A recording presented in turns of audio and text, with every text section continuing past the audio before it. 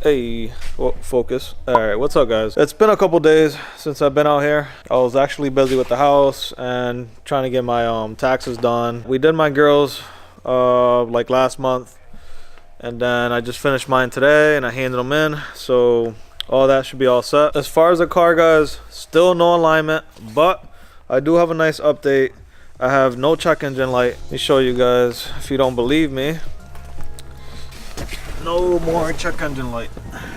Turn this on if I have the damn key. Thought my car wasn't turning on, but no more check engine light. It's gone.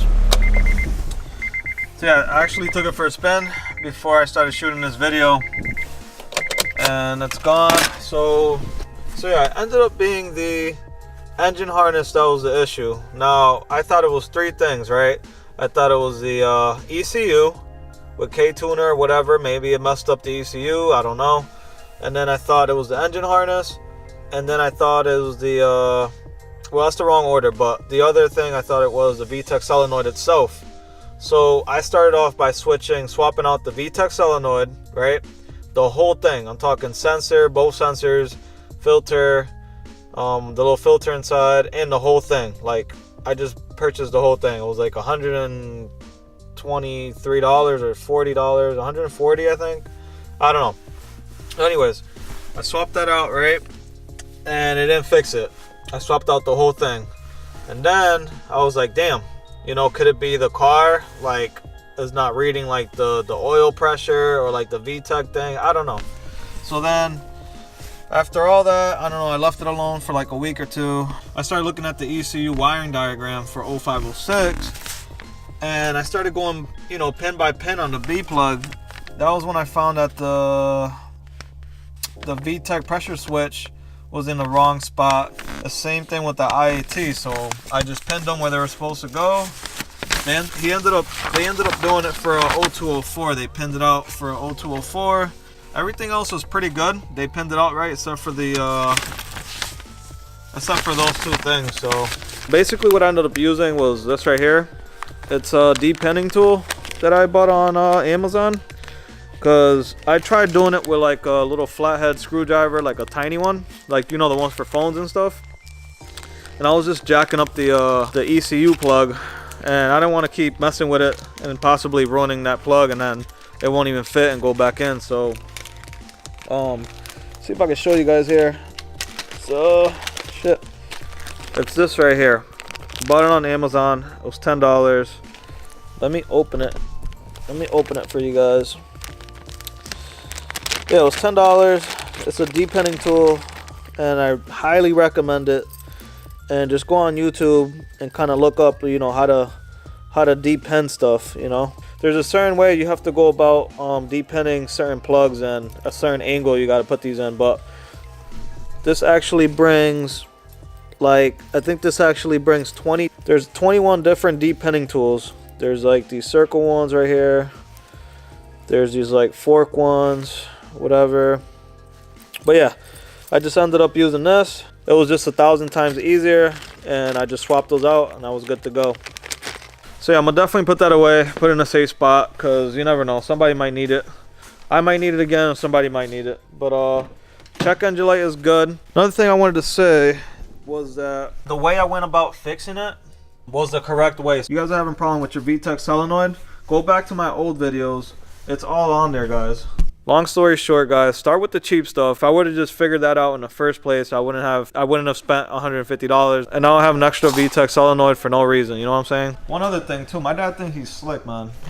He details cars. I don't know if you guys know, but he's been doing it for like 25 years, and this car's been here for like 6 months. I don't know why. I don't know whose car that is. That truck. It's like a throwback back to like 2001 too, when like spinners and shit, and I don't know, all that stuff was in. And yeah, I don't know, I told him not to do it. He ended up doing it anyways. He can't stand seeing cars dirty, man. Like, I don't know, he loves cleaning cars. Like, it's just, I don't know, he's always been into that. So look at that car, like, look at the paint. Like, this thing is just shining right now. The reason I told him not to wax it or do anything like that is because I was gonna get back quarter panels painted and the trunk, and I just didn't want a bunch of wax on there, and then the guy's got to like remove it all, whatever. But whatever, he's gonna have to deal with it, and hopefully I'll do that maybe by the end of this month. By the end of April, that should be all done and painted. As far as the alignment, guys, still no alignment. I'm actually gonna see what's up tomorrow. I'm gonna swing by and see if they can align the car so I can actually drive this thing. And I just want to keep driving it just to make sure everything's good, you know. If I see anything weird on it, you know, I can still fix it.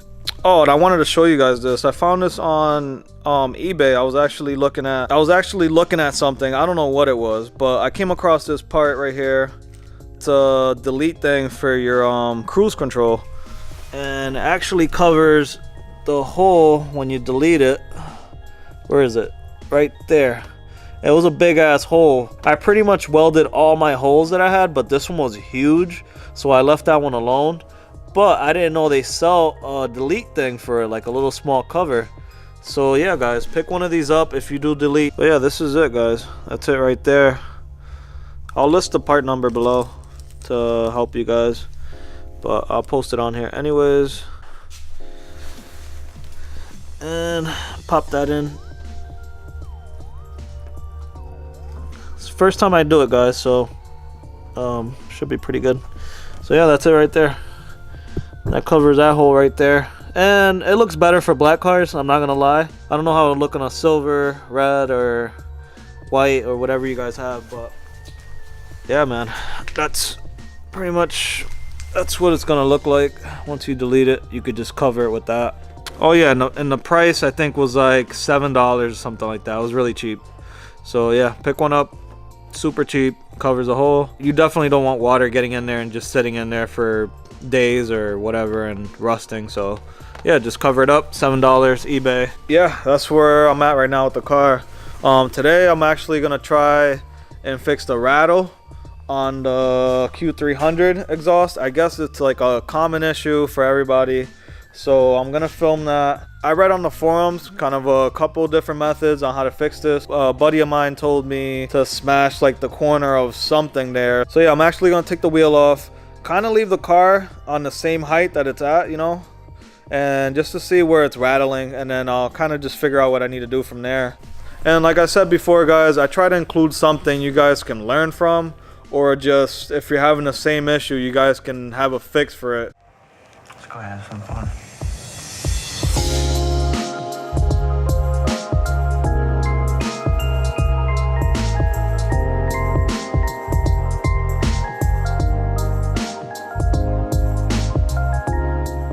Alright, so I took the stupid wheel off. Let's kind of look under here. I'll show you guys kind of like how it's on there right now. Let's see if you guys can see that right there. This corner right here that I'm pointing at, that's the front. That's the one my buddy showed me that you need to smash out the way, and I can kind of tell that it's probably hitting right here in this corner. So I'm either gonna grind it out the way with the angle grinder thing, and I'm gonna have to check the other side and see if the same issue's on the over there. But I think this is the issue right here, is that corner, and then this is just, if you guys can hear that, but that's pretty close, guys. That's pretty close right there. Nope, so this side we're good. There's nothing hitting over there, so the issue is definitely over there. I showed you guys pretty much where the issue is, where it's hitting, so you can either take a hammer to it, just smash the hell out of it, or just grab a angle grinder or whatever you have and just use whatever you have and make it work. So if you gotta use a hammer and smash that shit out the way, do that. Or if you have a grinder that's handy, just use that. Pretty much what you guys want to get is a little angle grinder thing like that, or get a hammer. I still don't know which method I'm gonna use. So yeah, I just gotta get some safety glasses. Definitely wanna wear that. I might actually wear the mask. So yeah, I don't wanna put my camera under there. I don't want my camera getting damaged. So I'm gonna do it the best of my ability. And then I'll come back to you guys and show you guys the result.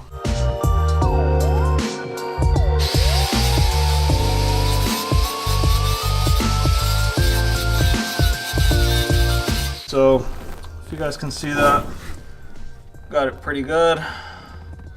Not too bad. Shaved about, I want to say, 1/4 of an inch off or something. Now, to top it off, guys, I'm also gonna wrap this around the hanger. This little rubber hose I found. Show you guys how big it is. Right there.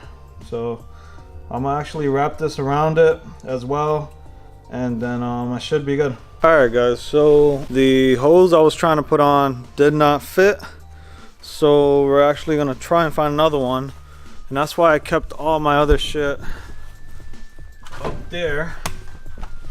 Let's see if I can show you guys. Oh, that's why I kept all this extra shit up here. So this one's a little bigger. I don't know what the hell this was for. Probably like power steering or something. I don't know, but cut it to about right here, and then we're gonna try and slide this on over that hanger, and then it should be good. The hose didn't want to like slide on still, so what I ended up doing was, let me show you guys.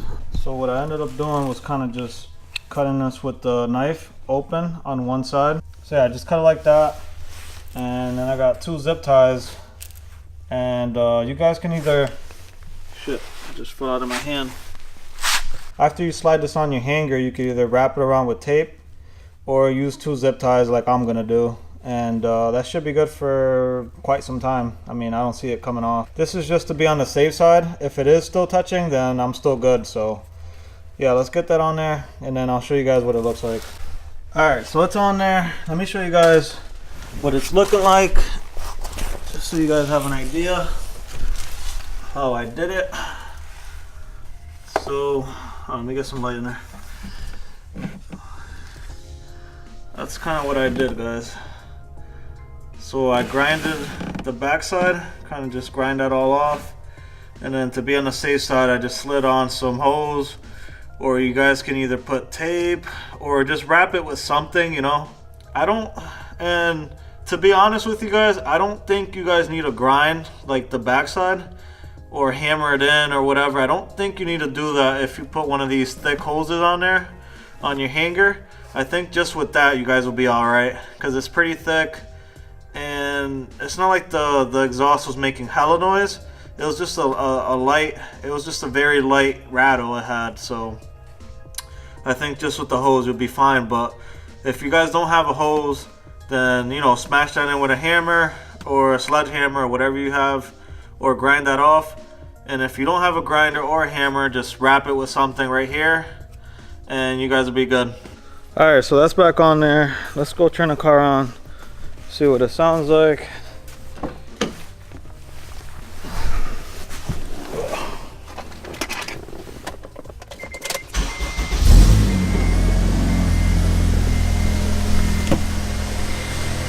Yep, sounds a lot better.